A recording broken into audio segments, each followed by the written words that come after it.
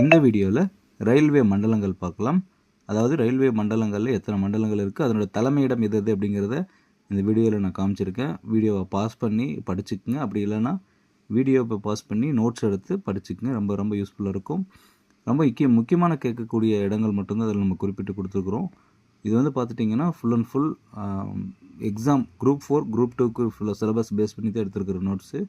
So படிச்சுக்குங்க, ரொம்ப ரொம்ப யூஸ்ஃபுல்லாக இருக்கும். ஸோ அதே போல் இன்னும் சில பாயிண்ட் காட்டுறேன், அதையும் நோட் பண்ணி வச்சுக்கோங்க. ஸோ இதில் பார்த்தீங்கன்னா பறவைகள் சரணாலயம் அது எங்கெந்த மாவட்டத்தில் இருக்குன்னு இருக்கும். ஸோ அடுத்து தேசிய பூங்காக்கள் அது எந்தெந்த மாவட்டத்தில் இருக்குது, பறவைகள் சரணாலயம் அது சம்மந்தப்பட்ட சில கொஸ்டின்ஸும் கீழே கொடுத்துருக்காங்க. கூந்தன்குளம் பறவை சரணாலயம் வந்து தமிழ்நாட்டில் இருக்குது. குமரகம் பறவை சரணாலயம் கேரளா, பரத்பூர் பறவை சரணாலயம் ராஜஸ்தான். அடுத்து பாருங்கள் மயானி, அது பார்த்திங்கன்னா நான் அப்படியே படித்து காட்டிக்கிறேன். மயானி பறவைகள் சரணாலயம் எங்கே இருக்குது அப்படின்னா மகாராஷ்டிராவில் இருக்குது. உப்பலப்பாடு பறவைகள் சரணாலயம் ஆந்திர பிரதேசத்தில் இருக்குது. நல் சரோவர் பறவைகள் சரணாலயம் குஜராத்தில் இருக்குது. நவாப்கஞ்ச் பறவை சரணாலயம் எங்கே இருக்குன்னா உத்தரப்பிரதேசத்தில் இருக்குது. ஸோ இதெல்லாமே பாஸ் பண்ணி எழுதி வச்சுக்கங்க, ரொம்ப யூஸ்ஃபுல்லாக இருக்கும். All the best.